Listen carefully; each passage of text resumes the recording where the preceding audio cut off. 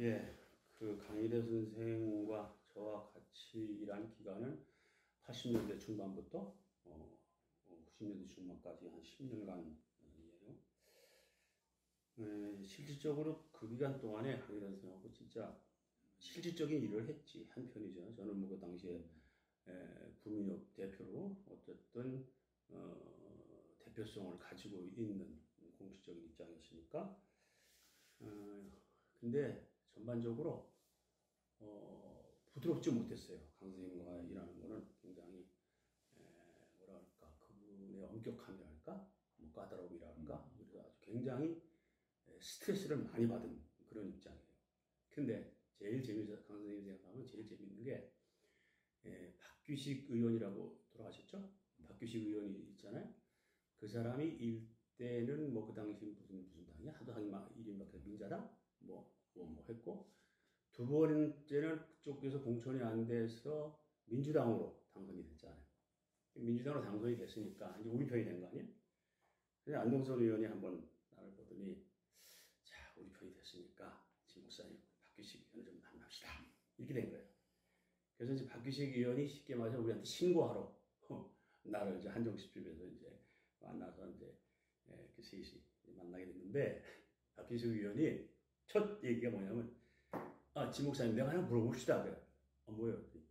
아니 강희대 씨가 어떻게 제야요? 그래요. 무슨 말씀이세요? 그러니까 그 양반이 부처 예총 회장이자 예총이 무슨 제야요?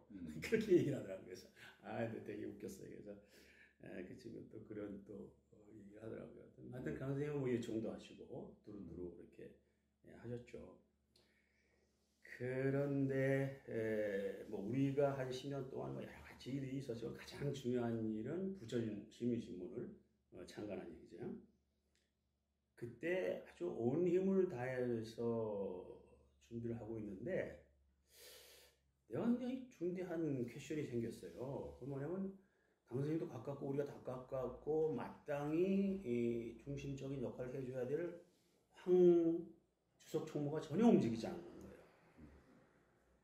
그래서 나는 그게 이해가 안 돼가지고 내가 황주석 총무한테 이제 한번 만나서 기나게 가지고 왜 당신 왜 전혀 움직이지 않냐 그랬더니, 그 친구는 뭐 시민운동, 우리는 그냥 그 당시에 그냥 어떤 의미에서 그냥 저돌적으로 운동하는 사람들이었고, 황총무는 이제 여러 좀 폭넓게 하는 시민운동과 우리 민주화운동은 조금 더 이게 다르니까, 우리는 좀 전투적이고 그 사람은 뭐 좀 더 그 균형이 잡힌 그런 생각을 합니다. 이런 신문은 또 나올 수도 있습니다. 그리고 강일의 선생이 이 지역 사회에서 중심이 될 수 있는 사람이 아닙니다. 그러니까 한마디로 변두리 사람이라는 거지. 그러니까 우리가 사실 변두리잖아. 그러니까 아주 치우친 사람이라는 거지. 그러니까 시민운동 전반에 가서 강 선생님이 하는 이 운동은 뭐 꼭 이것만이 옳다고 얘기할 수 없다고 봅니다. 그러니까 한마디로 성공하지 못할 거다. 이런 느낌을 탁 주더라고. 그래서 한편은 굉장히 속이 상하기도 하면서, 나는 거기에 내가 편집위원장을 맡아서 실질적인 일을 하는 거니까 속이 상하기도 하면서 또 이해도 되고 뭐 그랬어요. 그랬는데 쭉 신문을 하는데, 사실 그 신문 처음에 할 때는 나는 이제 실무 책임자로서 이게 얼마나 좋은 신문을 만드느냐보다도 이게 몇 호를 내고 끝낼 거냐, 몇 호까지 할 수 있느냐, 거기에 이제 총 집중했거든요. 이제 준비 3, 2, 1로 하고 했는데, 매번 하나하나 할 때마다, 한 호 낼 때마다 얼마나 어려움이 많겠어요. 근데 창간호를 내는데, 영담이 이제 발행인으로 했단 말이에요. 제일 많이 대주주니까 했는데, 발행사를 이렇게 내는데, 그 당시에는 이제 요즘같이 뭐 바로 편집해서 하는 게 아니라 이렇게 사식이라고 식자로 쳐서 이렇게 이거를 일본 말로 와리스케라고 그러는데, 일본 판을 짜서 인쇄소에 보내는 거 아니에요? 밤을 새서 작업을 하는데 찍어놓고 보니까 영담의 그 발행사의 어떤 핵을 잘못 붙였어. 앞뒤가 잘 연결 이렇게 됐어. 그렇게 됐는데 신문은 이미 찍었는데 어떻게 그 당시 한번 4만 원, 굉장히 큰 돈인데, 이거를 만약에 폐기하면 그 다음에 우리가 한 번 더 찍을 걸 못 찍는 거란 말이에요. 그래 뭐 강선생님 난리 났지. 이거 틀렸다고. 그래서 나는 틀린 거는 틀렸습니다. 근데 솔직히 얘기해서 이 신문을 사람들이 몇 분이나 볼 것이며 더구나 그 발행사를 몇 사람이나 읽겠습니까? 그러니까 우리에게는 한 번이라도 더 찍는 게 중요하니까 그냥 냅시다. 그러니까 안 된다고. 그래가지고 다 그 휴지로 내가 다시 찍었다고. 그러니까 이런 거. 이런 게 이제 그분의 나름대로 이제 엄격함이고 이제 그런 건데 그러니까 피곤했죠. 매사에. 이제 피곤했고 그런 일들이 많았어요. 그래서 나는 하여튼 강 선생님과 같이 일하면서 스트레스를 많이 받았다. 뭐 그게 뭐 나쁜 의미에서가 아니고 하여튼 그런 그게 가장 그 시대에 그렇게 산다는 것 자체가 귀한 거지. 자체가 귀한 거고 내가 저기서 이제는 뭐 70대 중반이 돼 보니까 두루두루 하다 보니까 사람들 눈에 아이고 저 강인이래 아이고 저 꼴참 인간 이렇게 보였겠지 그 다른 사람들한테는 그렇게 올곧게 산다는 것 자체가 그게 참 소금 같은 역할 하신 거예요. 한번 YMCA 이사했잖아 우리가 같이. YMCA 이사했는데 그 YMCA에서 이제 예배를 보잖아. 예배 볼 때 내가 주로 설교를 했다고. 왜냐면 설교가 5분에 끝내야 되나 YMCA는. 뭐 이렇게 일반 교체는 길게 하면 안 되잖아. 근데 이사 중에 다른 목사님도 있고 그런데 시키면 5분에 못 맞추는 거야. 다 길어지는 거야. 그러니까 5분에 딱 맞추는 맞춤형 인간. 황청구가 항상 나한테 시켰다고 주로. 근데 한 번은 5분간 설교를 했는데 그 무슨 YMCA 무슨 합창단 주부 합창단 이제 창단식 같은 건데 내가 그때 이제 합창단이니까 노래는 이제 사람은 감동을 불러 일으켜야 되잖아요. 감동에 대해서 얘기를 해서. 근데 그분들이 뭐 이렇게 진짜 감동해서 이렇게 울고 그랬어. 그런데 이 감독님 나오면서 아니 도대체 목사 설교에 왜 울고 그러는지 몰라. 이제 그런 얘기를 하시더라고. 뭐 이해를 안. 그러니까 굉장히 나는 이제 인간관계 전문가로서 일 그런 걸 떠나서 자기 나름대로 고유의 자기의 그 정체성이랄까, 자기의 캐릭터랄까 그런 걸 지키기 위해서 굉장히 애쓰신 분. 그러니까 쉽게 누구와 뭐 이렇게 잘 안 하시고 그런 분이었다. 그런 생각이 드네. 나는 굉장히 어려웠다고 봐요. 굉장히 이분도 굉장히 어려웠고 또 이제 또 자기의 생각과 틀리면 그걸 가차없이 얘기하시고 한번 또 이런 일이 있었다고요. 박동래 의사님 있잖아요. 참 그분은 나하고 비슷한 또래인가?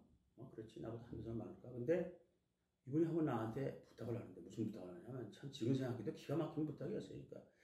그러니까 오산 그 평택 농장이 있잖아. 돼지 농장. 거기에 매주 그때 그걸 목부라고 그러더라고. 목부. 농부가 아니라 목장이라 목부인데 그 목부라는 게 나중에 알고 보더니 인생의 마지막 길이라고 하더라고. 광부보다도 더 낮은 그러니까 갈 데 없는 사람이 오는 거라고 그러더라고. 거기 가서 거기 자기 조카가 있고 목부가 2명이 있다는 거야. 있는데 거기 가서 수요일날 예배를 좀 들어달라는 거야. 수요일날 밤에. 그래서 여기서 그때 기억 어디야? 그 30년 전에 차도 없어. 그러니까 오산역에 내려서 택시 타고 들어가야 돼. 땀한 번에 들어갔다 나와야 돼. 그래서 제가 교통비를 드릴 테니까 해달라고. 그래가지고 사실 거기를 몇 번 갔어요. 하는데 그러니까 이제 그 사람들 별로 원하지도 않는 거지. 그 목부 2명이 있는데 별로 원하지도 않는데 이제 박동현 선생님이 원하니까 할 수 없이 앉아 있는 거야. 그래서 나는 그 사람들에게 이제 맞춰서 좀 재밌는 일을 얘기를 하고 이제 그런지 왔는데 그 얘기를 내가 강 선생님한테 했더니 그 친구 참 뭐 아주 이렇게 긍정적으로 생각하는 게 아니라 뭐 그렇게 근데 그렇게 해도 보통 표현 안 하지. 표현 못 하는데 강 선생님 표현을 하더라고. 이제 그런 면도 있었고 하여튼 뭐 자기의 감정을 숨김없이 드러내시기도 하시고 참지 않으시기도 하시고 뭐 그러니까 올곧게 하시고 뭐 그러니까 이 껄끄러운 면들이 있었고 하기는 뭐 그런 고집이 있으니까 여기 오늘 지평교회 같이 이런 게 생긴 게 아니겠어요? 뭐 누구누구 원만하고 뭐 아무것도 안 되는 거고 세상입니다. 내가 알기로는 뭐 강 선생님이 뭐 개인적인 친분 관계 그런 거는 모르겠고 내가 알기로는 우리 민주화 운동 범위 내에서는 우리 뭐 국민협회 고문 그거 외에는 없었거든요. 고문이라고 해서 이제 뭐 우리가 무슨 일을 의논하는 것도 아니고 가끔 뭐 어떤 행사가 했을 때 한두 번 와서나 서광사에서 무슨 행사 했을 때 한번 얘기하시고 뭐 그런 것밖에 없었고 다만 이런 걸 했죠. 막후에서 뭐 이렇게 하시는 거 뭐 그런 거 예를 들어서 제1기 지자체 92년도인가 지자체 실시될 때 우리 쪽에서는 그때 뭐 야당이라고 하면 뭐 전혀 무슨 뭐 존재 가치도 없을 정도로 지자체에 대해서 대비할 만큼 뭐 그런 게 전혀 없었으니까 거의 우리가 다 했거든 그때. 그래서 우리 쪽에서 그 당시에 3명 우리 쪽에서 다 당선됐잖아. 강영석 그다음에 3명 당선시켰지. 도의원도 그때 누구를 내보낼 것이냐. 근데 우리는 도의원 내보낼 정도까지는 우리 역량이 이제 안 됐고. 근데 우리는 이양원이를 내보내자. 그래가지고서 우린 결정했어. 이양원이면 나가라. 그랬는데 그때 이양원 씨가 우리 집에 찾아와서 사정을 하는 거야. 나는 못합니다. 안 됩니다. 그러니까 나 대신 지목사님 해주시오 하면 제가 한 달 동안 그때 돈 1,000만 원인가 하여튼 그 비용과 차도 되고 다 하겠습니다. 끄만 나가시오. 막 극구 막 그렇게 하는 거야. 근데 그때는 뭐 전혀 난 그런 생각 없었으니까 그럴 수 없었고 그랬는데 그런 거 그러니까 사람을 몇 사람을 선택하고 이런 거는 강 선생이 아주 깊이 개입을 하시려고 하셨어. 근데 우리는 이제 민주적으로 논의를 하고 토론을 해서 결정을 하는 거잖아. 근데 강 선생님은 우리 논의 테이블까지 오시는 건 아니니까 혼자서 누구는 안 되고 누구는 되고 이런 식으로. 그때 원래서 궁금해. 왜 이양원이가 그렇게 안 한다고. 우리는 시기에서 조직에서 결정했는데 네, 그까지 했는지 그래 난 지금 좀 퀘셔너블 해요. 상당히 이제 당신이 스스로 어른으로서 내가 다 이렇게 한다 이런 생각이 상당히 있으셨던 것 같아. 근데 현실은 그렇지 않아요. 전혀 관계가 없었어요. 우리가 알다시피 모든 게 논의해서 가는 거야. 뭐 누가 뭐 한다고 해서 되는 게 아니었잖아. 그러니까 그거는 이제 그럴 수밖에 없는 게 그분과 우리가 또 세대 차이라고 할 수 있지. 그러면 논의해서 결정하고 뭐 이런 건 그건 모르는 세대니까. 그거는 뭐 아주 바람직한 거죠. 예를 들면 부천에서 지금 소위 이제 상징적인 고미애상 그리고 강의대상 정도 있지 않겠어요? 근데 고미애는 사실은 그 약사에서도 묻혔었거든. 그게 묻혔는데 내가 5년 전, 6년 전에 딴지일보에 쭉 이제 그 이야기를 연주를 했어요. 어느 민초의 반세기 전투기에서 하면서 주로 부천에서 있었던 일들이었죠. 많았죠, 그게. 근데 거기에 이제 고미의 얘기를 하면서 다시 그게 리바이벌 된 거야. 그래서 건약께서도 이게 고미에 다시 찾아야 된다. 그때부터 다시 시작이에요. 고미예상이 중단됐다가 다시 이어지고 여기 그 약사회가 굉장히 크더라고요. 400명 된다는데 모인 자리에서 그래서 당신들은 다 돈 벌려고 약국하는 사람이지만 고미에는 그런 사람이 아니었다. 고미를 잃어버린다면 당신들은 한마디로 그렇게 얘기한 적이 있는데 적어도 부천에서만 해도 꼭 약사의 나이팅게일 같이 상징적인 인물이 될 수 있었죠. 근데 우리 강 선생님이야 뭐 그렇게 파급력이 있거나 뭐 그런 건 아니겠지만 그러나 중요한 거는 강 선생님 길이는 사람들이 이렇게 남아 있고 특히 지평교회가 이렇게 남아 있게 됐고 사람들이 어떻게 만드느냐 그런 거 아니겠어요? 그러면 정말 멋있었겠죠. 왜냐면 우리 이 세력이 성장했으니까. 뭐 특별히 고집만 안 부렸으면 진짜 여기 부천의 문익환 같은 그런 이미지로 이미지가 중요하잖아요. 코스요 뭐고 멋있잖아. 잘생기시고 아주 멋있는 캐릭터죠. 그 이번에 만들면서 강현 선생님 그 캐릭터를 한번 그려서 해봐요. 그거 좋을 것 같아요. 체 게바라도 캐릭터로 먹어주는 거 아니야? 이게 딱 그 베레모에 아주 강직하시고 굉장히 물건을 전략하시고 아주 그런 게 투철해요. 내가 한번 알겠지만 빈일의 소리라고 그 잡지 그 냈었잖아 한 달에 한 번씩. 근데 한 번은 그 화보를 냈어요. 내가 활동했던 걸 내 글로 안 쓰고 사진을 이제 사진 작가가 정말 희생해서 해줘서 이렇게 했어요. 근데 화보는 돈이 많이 들잖아요. 근데 그때 내가 무슨 돈이 있나 누군가 이렇게 또 해서 이렇게 화보를 냈는데 그걸 딱 갖다 드렸더니 이분이 뭐라 그러면